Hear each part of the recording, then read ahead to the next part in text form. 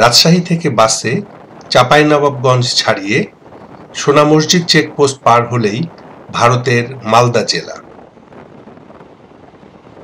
মালদা থেকে ট্রেন ধরলাম, গন্তব্য ফারাক্কা ব্যারেজ, মুর্শিদাবাদ, পলাশী, শান্তিনিকেতন, কলকাতা, দিল্লি এবং জয়পুর হয়ে আগ্রা।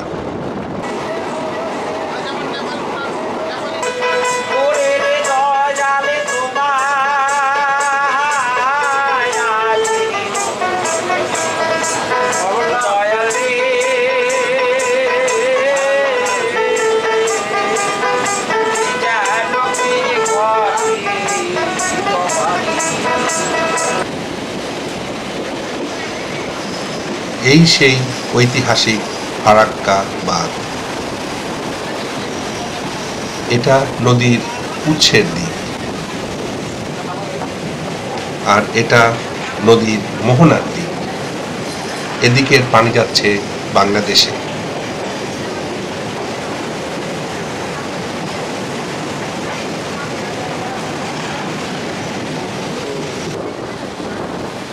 নদীর উৎসের দিকে অনেকগুলি স্লুইস গেট আছে, যেগুলো দিয়ে পানির প্রবাহ নিয়ন্ত্রণ করা যায়।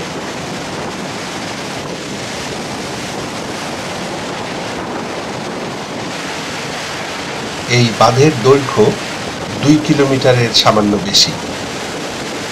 কাজ শুরু হয় 1961 সালে। নির্মাণ করতে সময় লেগেছে 14 বছর এবং খরচ পড়েছিল 156 কোটি রুপি।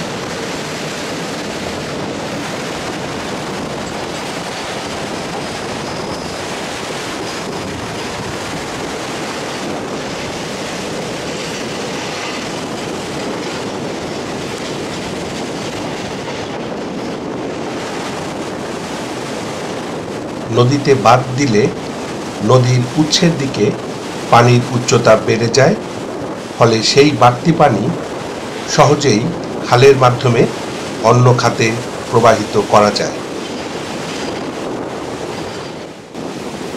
বাঁধের পশ্চিম দিকে রয়েছে আরেকটি ছোট বাঁধ এবং স্লুইস গেট।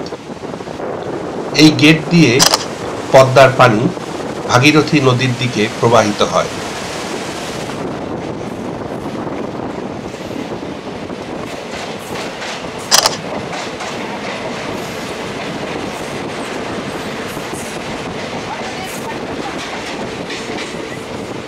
পদ্মার সাথে ভাগীরথীর সংযোগ রক্ষাকারী এই খালটির দৈর্ঘ্য 40 কিলোমিটার।